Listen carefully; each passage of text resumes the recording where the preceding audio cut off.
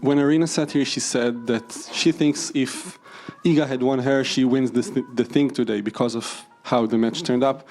Do you think the way you play today, you beat anyone? It doesn't matter who's on the other side of the net?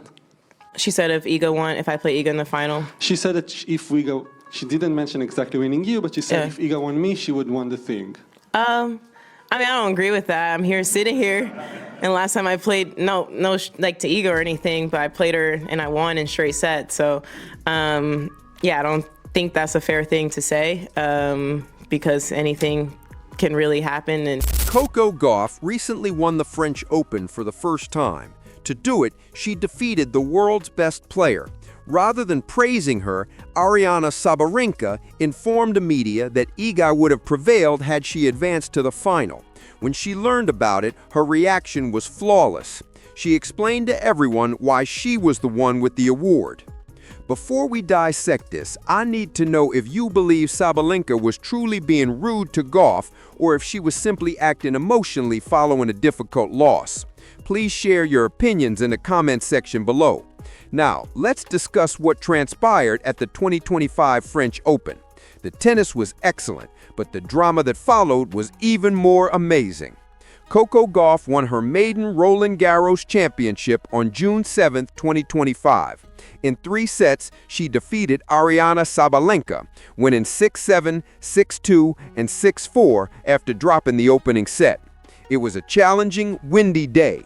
The conditions were difficult for both players, but they managed to finish. This was significant for a number of reasons. Since Serena Williams won the French Open in 2015, Coco was the first American woman to do so. That is a drought of 10 years. At the age of just 21, she also won the Grand Slam twice. She accomplished this by defeating the top player in the world, who had been playing the best tennis of her life for the previous few weeks.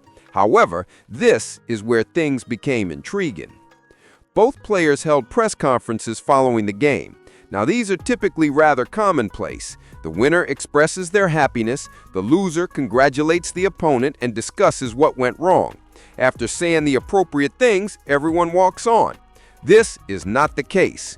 After losing to Madison Keys at the Australian Open in January 2025, Sabalenka recently lost her second consecutive Grand Slam final. Windy and got more windy, and also I think I was over emotional, and I think today I didn't really handle myself quite well mentally, I would say. So basically that's it. I was just making unforced errors. Like, I don't know, I have to check the statistics. I think she won the match not because she played incredible, just because I made all of those mistakes from, like, if you look from the outside, kind of like from an easy ball. She first claimed that Coco had not actually defeated her. She claimed that Sabalenka's poor performance was the reason Coco prevailed. Her precise remarks were, "I made all those mistakes, and that's why she won the match, not because she played amazingly."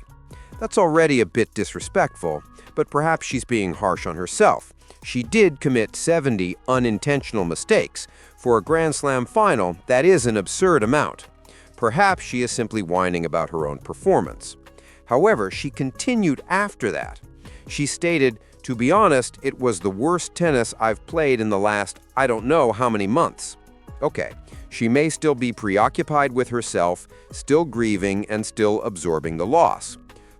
Harder because it's the final of the Grand Slam. I mean, these events are so much bigger than Yeah, everything that else. hurts. I mean, especially when you've been playing really great tennis during the whole week. You know, you've been playing against a lot of tough opponents, Olympic champion Iga, you know, and then you go out and you play really bad. Like, I don't know, I think if Iga would win me another day, I think she would go out today and she would get the win. It just, you know, like, yeah, it just hurts. Honestly, it hurts. Like, been playing really well, and then in the last match, go out there and perform like a... When a reporter questioned her about the match, Sabalenka suddenly said, "Iga." She stated, "I think she would go out today and get the win if AA had defeated me the other day." Hold on, what? She truly stated that Iga Swiatek would have defeated Coco if Iga Swiatek had advanced to the final in her place. After losing to Coco, she is sitting there assuring everyone that someone else would have prevailed. This statement's chutzpah is quite astounding. Like, consider what she's saying. She is critiquing more than simply her own performance. She is suggesting that Coco's win was solely due to her choice of opponent, that Sabalenka's miserable day was fortunate for Coco, that the outcome was illegitimate. She wasn't finished either. Additionally, Sabalenka stated, "To be honest, there were moments when it seemed like she was striking the ball from the frame. The ball magically finds its way onto the court. It seemed absurd. To be honest, it seemed as though someone was laughing from above."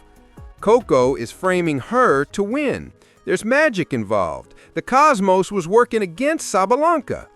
Fans of tennis were not amused. Reactions erupted on social media.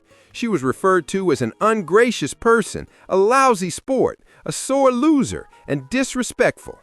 You would never hear Rafael Nadal, Roger Federer, Carlos Alcaraz, or John Sinner utter something like this following a defeat, according to one fan.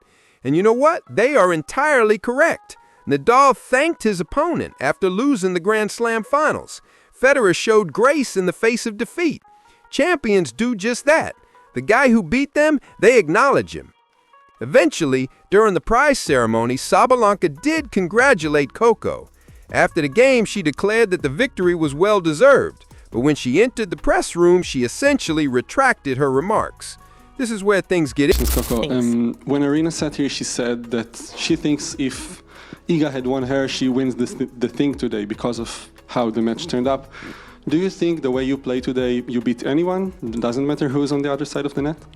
She said if I play Iga in the final. She said that if we go, she didn't mention exactly winning you, but she said if Iga won me, she would won the thing. I don't agree with that. I'm sitting here, and last time I played, no, like to Iga or anything, but I played her and I won in straight sets. So, I don't think that's a fair thing to say because anything can really happen. Coco was told of Sabalenka's remarks, particularly the one about Iga Ien winning if she had advanced to the final when she sat down for her news conference. Coco's answer was ideal. The whole affair was shut down with 4 words. "I'm sitting here." That's all. That's the answer. She is seated with the trophy. She prevailed. End of conversation. However, she didn't end there. She went into further detail. Each syllable was precise yet measured. "I disagree with that.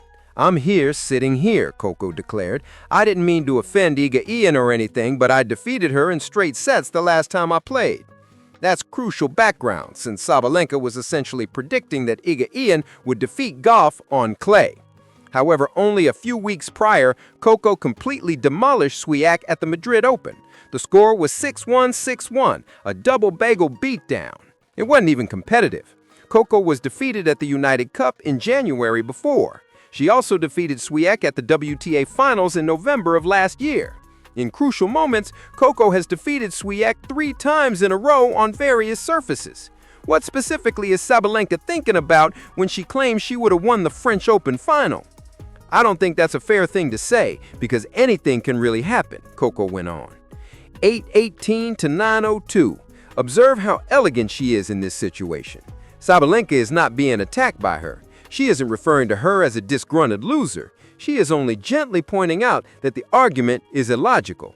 Subsequently, Coco gave Sabalenka more credit than Sabalenka had given her. In all honesty, Arena was the clear favorite to win given the way she had been performing over the past few weeks. She was, in my opinion, the best player I could have played in the championship game. She was the ideal person to play because she was the best person in the world. Based only on statistics, I believe I have the most difficult matchup. Go back and read that. According to Coco, Sabalenka was the most difficult opponent. She's acknowledging how well Sabalenka had been playing. She's giving credit to the person who just mistreated her. We refer to that as having class. We refer to that as being a champion.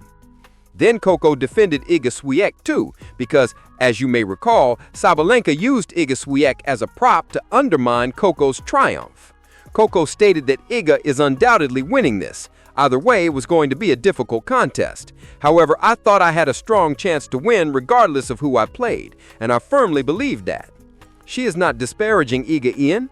She is not claiming that Iga Ien is easy. She is only expressing her belief that she can defeat anyone, which is the mindset required to succeed. And then came the most revealing portion. Coco was asked by the reporter who she really wanted to play in the championship game. She gave an honest response. In all honesty, if you asked me who I wanted to play, it would be Iga Ien, just because I thought Arena was playing so well, and she was. Give that some thought. Coco claims that because Sabalenka was a more terrifying opponent, she would have liked to play Swiatek.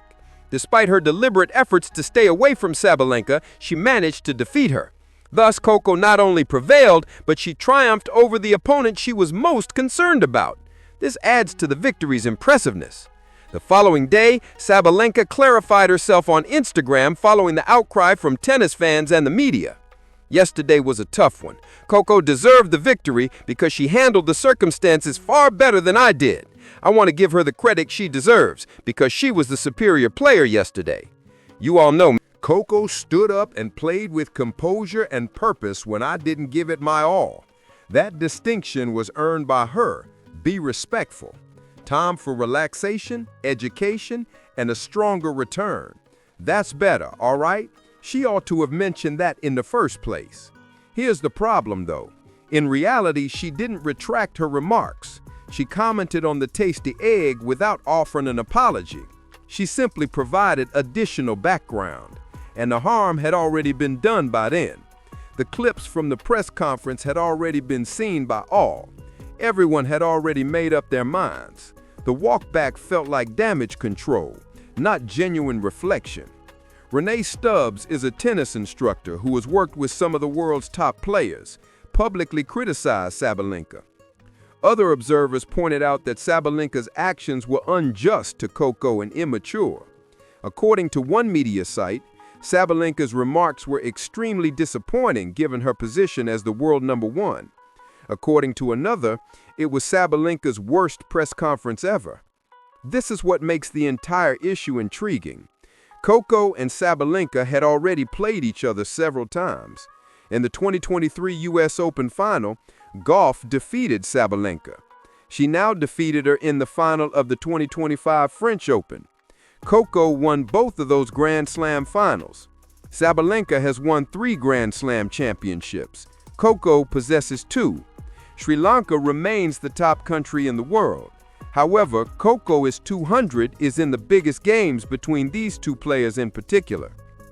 And perhaps that's the main issue facing Sabalenka. She's the player with the highest ranking. She's the one who's been on a tear recently. Everyone anticipated that she would prevail. However, she is unable to close when she takes the court with Coco in a Grand Slam final. Sabalenka might have blamed nerves, inexperience, or something else the first time it happened, but it's now occurred twice. Additionally, she is speculating about other players and making excuses rather than admitting that Coco is just a difficult matchup for her. You can learn all you need to know about these two's mental states from the differences in how they dealt with the fallout. Sabalenka was impetuous. She was feeling something. She probably regrets what she said. She recognized she had made a mistake, so the next day she had to post an explanation. Coco was at ease. She was measured. She defended herself without being petty. She acknowledged her opponent while expressing her disapproval of the disrespect. She didn't say anything that would have to require her to walk back. Thus, she didn't need to post any explanations. One participant behaved like a winner. The other person behaved as though they were still learning how to lose. Sabalenka is 27 years old, so that's crazy. He has been touring for nearly 10 years. 3 major slams have been won by her. By now, she ought to be able to deal with defeat.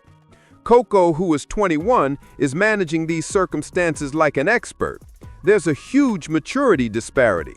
What else is intriguing, do you know? Coco expressed her wish that the entire incident had not occurred. Drama was not what she wanted. She was not interested in controversy. All she wanted to do was celebrate her French Open victory. Before correcting herself regarding Sabalenka, Coco stated, "I obviously have a lot of respect for Belinda. She's a fantastic tennis player who's making a comeback. Of course, I wish today had never happened, but it is what it is." That person would prefer to focus on the tennis rather than the drama. That person isn't seeking conflict. That person is aware that these things have the potential to balloon out of proportion. But she also made it clear that she would not ignore the remarks. You must respond when someone challenges your win. Coco gave a flawless response. Here I am, seated, with a trophy in hand. It's the second Grand Slam, the first American to win Roland Garros in 10 years. She accomplished this by defeating the person who claimed she was incapable of defeating Igas. The irony is that Coco's victory was likely made much more pleasurable by Sabalenka's remarks. Rather than having a tidy celebration, Coco had to make the best defense of her victory. Sabalenka failed poorly